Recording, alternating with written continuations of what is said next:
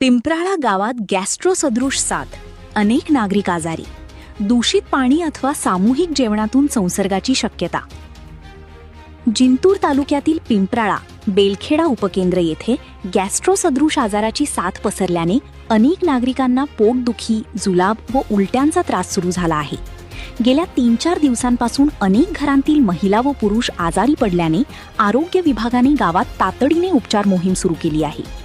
आशा कार्यकर्ती अंजना डाखोरे यांनी माहिती दिल्यानंतर आरोग्य विभाग सक्रिय झाला.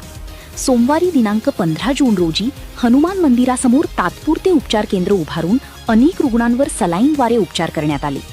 डॉक्टर विवेक खांडरे यांच्या मार्गदर्शनाखालील पथकाने घरोघरी जाऊन रुग्णांची तपासणी केली. काही रुग्णांना पुढील उपचारासाठी चारठाणा प्राथमिक आरोग्य केंद्रात दाखल करण्यात आले आहे. गावातील विहिरीचे दूषित पाणी किंवा सार्वजनिक पंक्तीतील अन्नामुळे हा प्रकार घडला असावा असा प्राथमिक अंदाज